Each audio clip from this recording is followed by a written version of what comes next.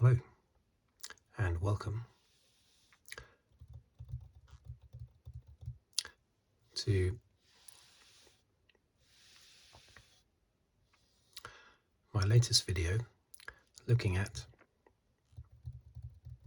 the latest Grand Prix, which was the Monaco Grand Prix.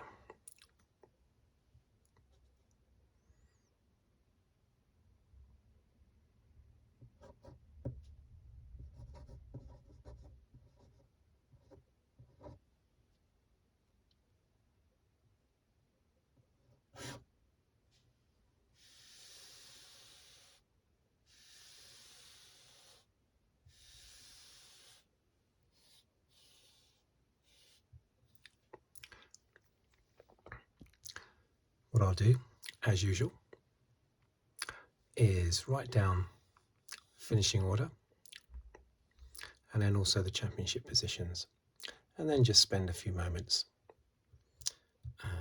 talking about the race. Not in any great detail at all.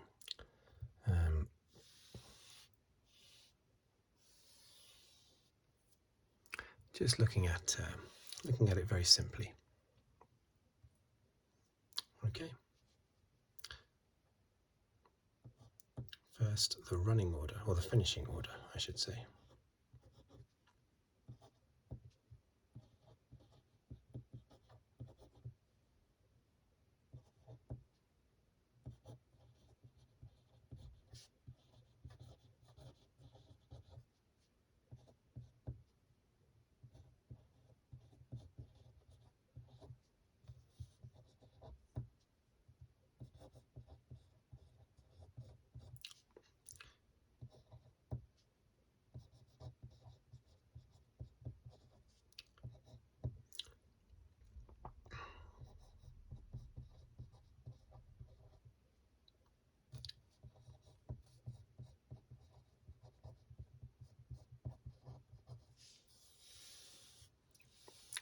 Just make sure that's nicely in focus.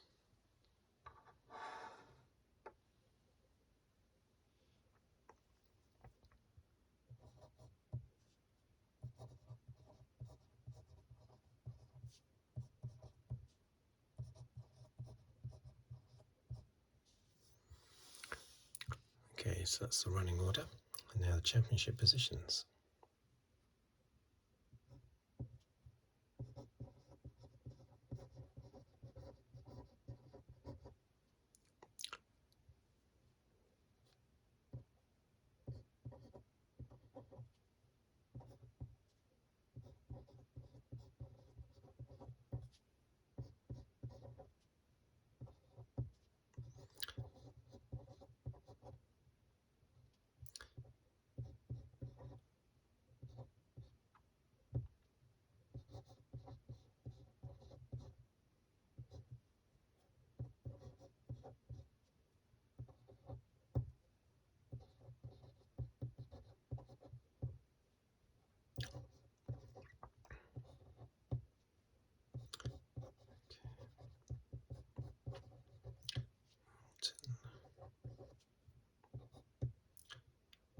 Norris.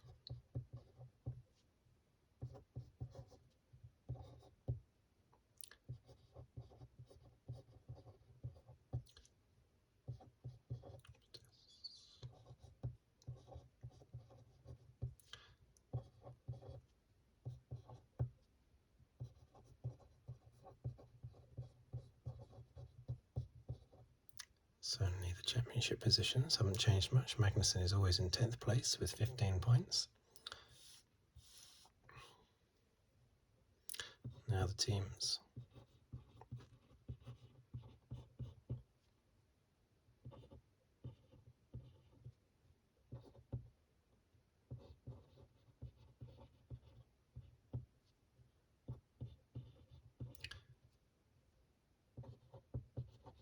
Mercedes. 3, 4. McLaren.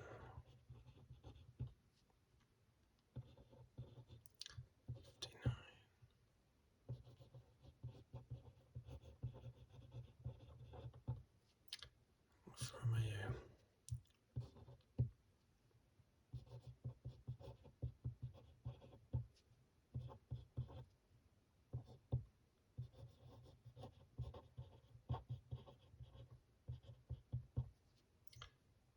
Tower 70.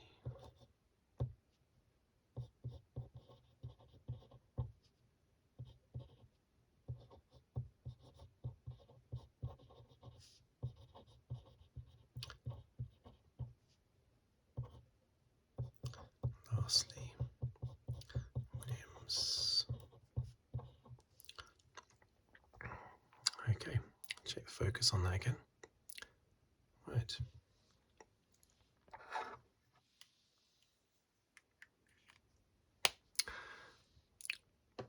Now, it was round 7, wasn't it? So far we've had, what have we had? 4 wins for Verstappen, 2 for Leclerc. Yes, and now 1 for Perez. Round 7.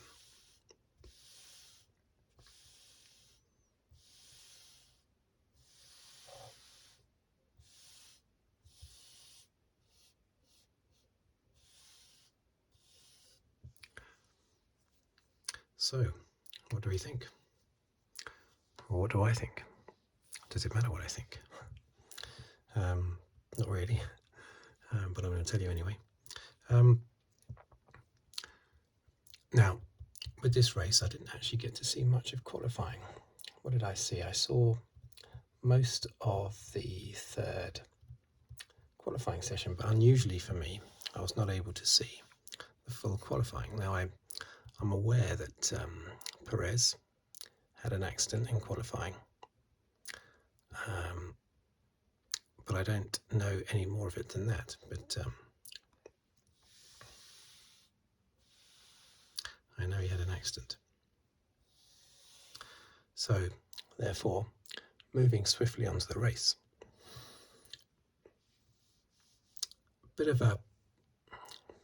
a mess by the FIA, to be honest. Brought back memories of last year.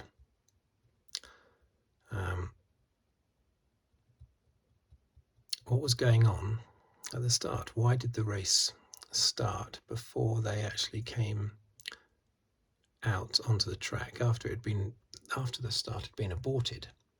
They decided to start under the safety car. They didn't give a reason for it. I believe, though, that there was an issue with the starting gantry or something, the lights, where the lights are. That's why they couldn't do a standing start. But at the time, that wasn't revealed. But anyway, the clock seemed to start the countdown, the 2-hour countdown, before they actually came out onto the track. Even though they were still within the 3 hours, I believe, that you have to run the race within. Anyway, it was just like in Spain. It was Leclerc's race, wasn't it? Pole position, out in front, in control.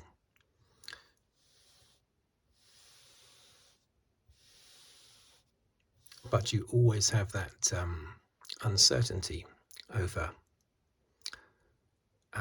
when there's inclement weather. And often it can just come down to luck, whether you pit at the right time or whether you pit on the right tyres. Leclerc went on to intermediates, lap 18, I seem to remember, onto intermediates, and then shortly afterwards had to come in and go on to slicks. Whereas Sainz correctly said, no, it's slicks all the way. When he wanted to skip the intermediates, he didn't want to go from full wets to intermediates, he wanted to go straight to slicks, as a few drivers did. So in the kerfuffle in the pits, there was a lot of hoo-ha going on in the pits, cars jumping in and out of their pit boxes, as always happens in this sort of uncertain weather. And in all of that, the Red Bulls got the jump on the Ferraris. Leclerc had a disaster because not only did he have to have 2 pit stops, one on intermediates and then one on to slicks, but he also got held up waiting for Sainz to finish his pit stop. Sainz, however, looked like he was going to take the lead, having correctly decided to go onto slicks. But he got stuck behind Latifi, I believe, in the Williams. Got stuck behind him for half a lap or something when he came out of the pits, and that was enough to allow Perez to take the lead. Otherwise, Sainz would have no doubt taken lead. Had Sainz not got stuck behind Latifi for half a lap, Sainz would have probably ended up winning the race. Now, if you look at the actual end of the race, you might be forgiven for thinking, wow, what an exciting race. Look at the four of them battling away there at the front. But of course, that was only because of all the red flags. Well, I think it's 2 red flags, wasn't it? One partway through the race and one delay at the start. Were there yellow flags throughout? I think there were yellows as well, weren't there? Also, anyway, the field had been drawn together. So they were artificially close at the end of the race. What kept them close in the last sort of 30 minutes of the timed race was, of course, the fact that when the race was stopped halfway through, the Red Bulls decided to go on to mediums. The Ferraris decided to go on to hards.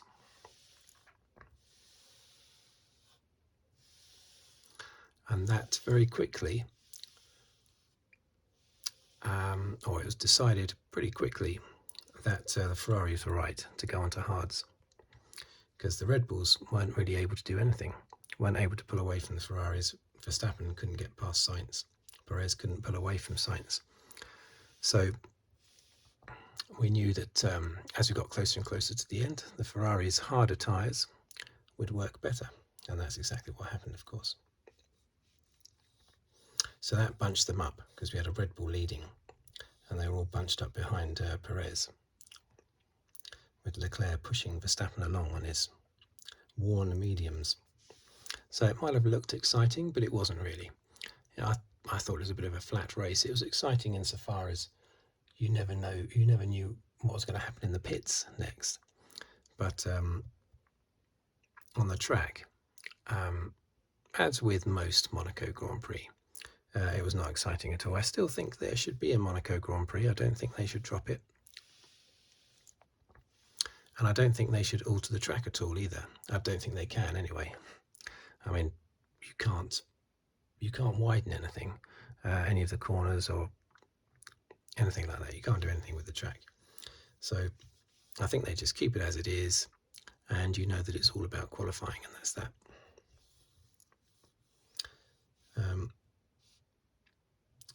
So Perez winning the race, it's fantastic for him, but he did sort of inherit it by Leclerc's misfortune on his strategy and Sainz getting stuck behind a back marker. But the important thing is not that Perez beat the Ferraris. The important thing is that he beat Verstappen.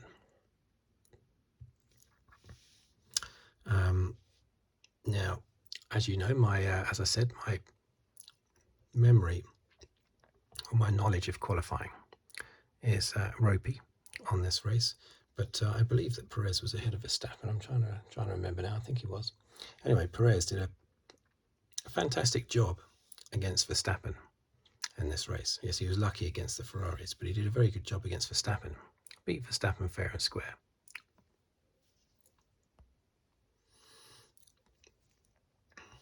Russell, he would be in 5th, wouldn't he?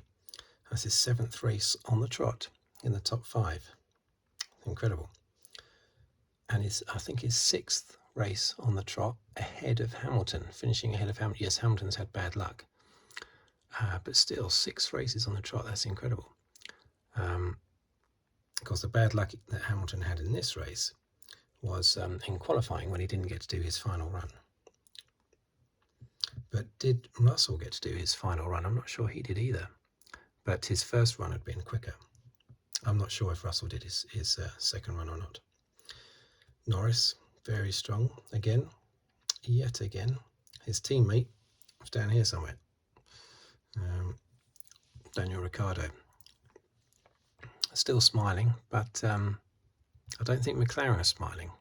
Well, I know they're not smiling. They're being a little bit vocal. Maybe they think that making their feelings on his performance a bit more vocal to the media will spur him on a little bit. I don't think it will. That sort of thing has the opposite effect, I think, piling that amount of pressure onto someone. But Norris is thrashing him at the moment, and he can't really blame the car, because the cars this year are totally different to last year. So that's 2 years running that Ricciardo has struggled, and 2 completely different McLarens. So it's very strange. Alonso, he's had a bit of criticism, well, from basically, I think, from Mercedes and maybe from some of the other teams behind, that he was holding up the field too much. I think that's, I think what he did was perfectly fine. Why not? He's allowed to do that. It was to protect his tyres. He was not going to catch Norris. So to protect his engine and his car, his tyres, everything, why not slow down? You can at Monaco. You can't at another circuit, but you can at Monaco. So fair play to I was immensely frustrated. I wanted Hamilton past.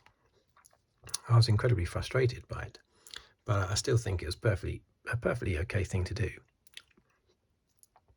And I don't think Hamilton's complained too much. I think Toto Wolff has made a few comments, but I haven't watched Hamilton's post-race interview, so maybe he did comment. But at the time in the car, he wasn't really having a dig, I don't think. And I like to think he doesn't. I like to think he understands that was Alonso's choice.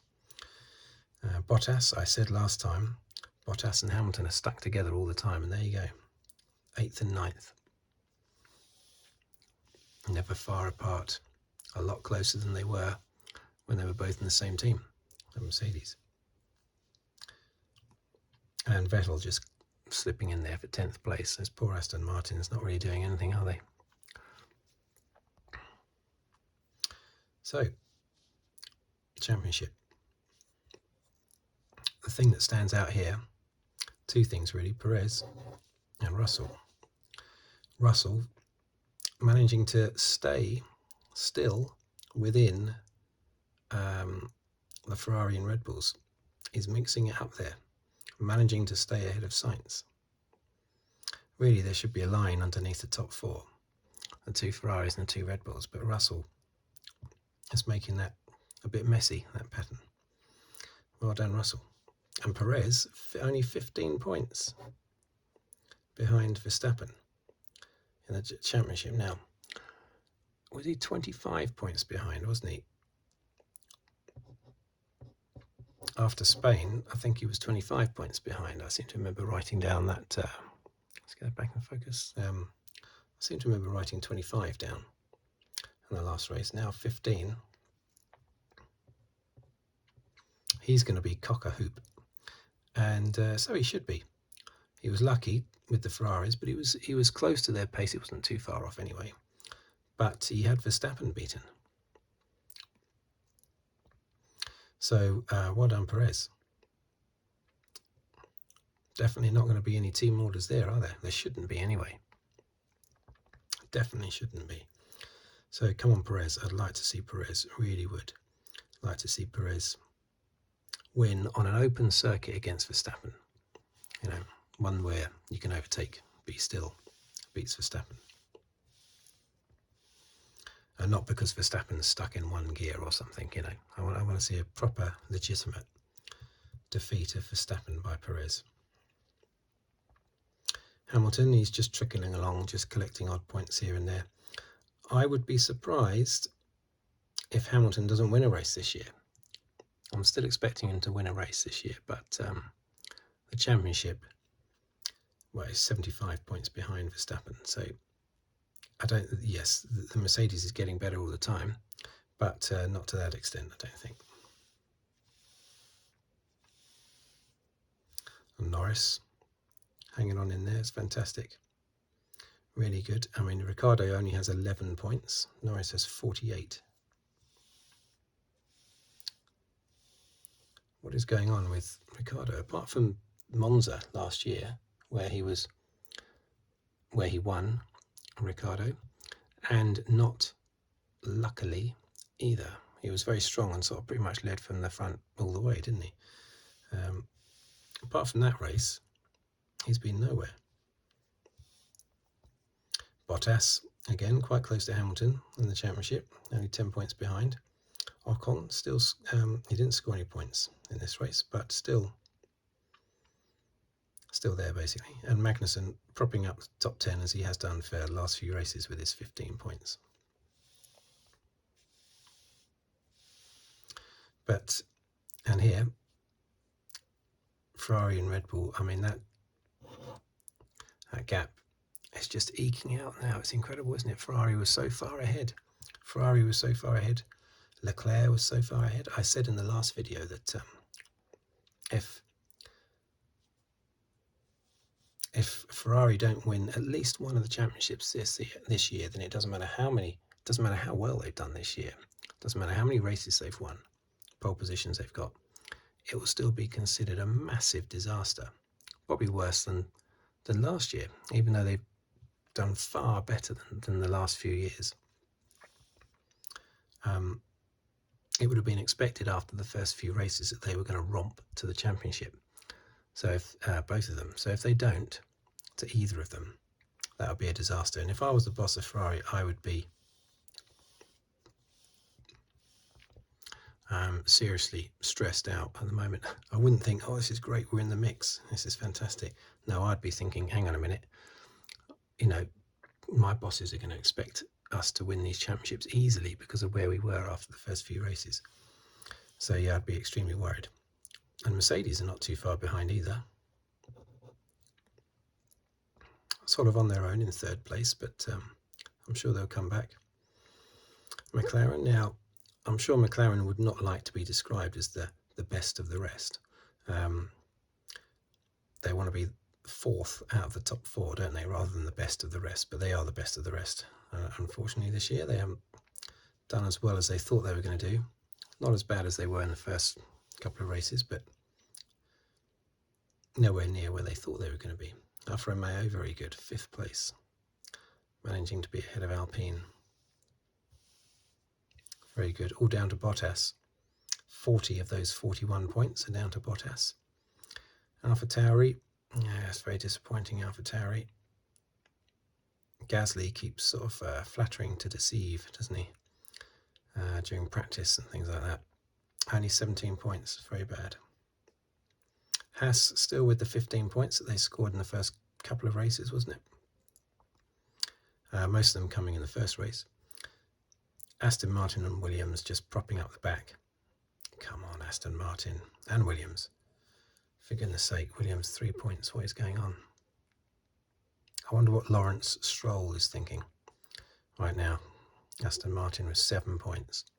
Pre-season he was, I mean, he doesn't show much emotion, but he seemed to be quietly confident. And look, 7 points, dearie me. I know they've just changed their car. Did they change it for Monaco? I think they went back to a different car design or something. Didn't seem to work, but maybe it needs to be properly tried on a more open circuit. But I think next is Azerbaijan, which is just another Monaco, really. Actually, no, it's not. There are more overtaking places in Azerbaijan. So there you have it.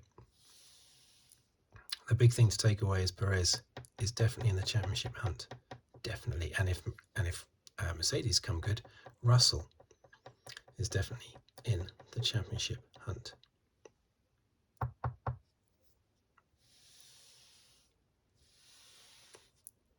I just hope we get a bit of a simpler race next time out in Azerbaijan, because Spain had about 5,000 pit stops. I've never seen so many pit stops.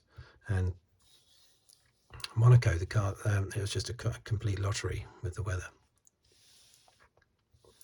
Anyway, that's the race. Thank you for watching. Thank you for listening. And I will see you on the next video.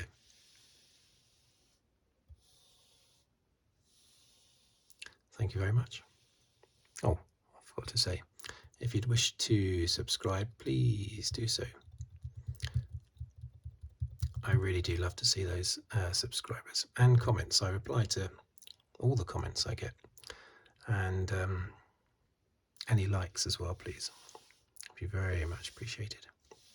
So, thank you very much, and goodbye.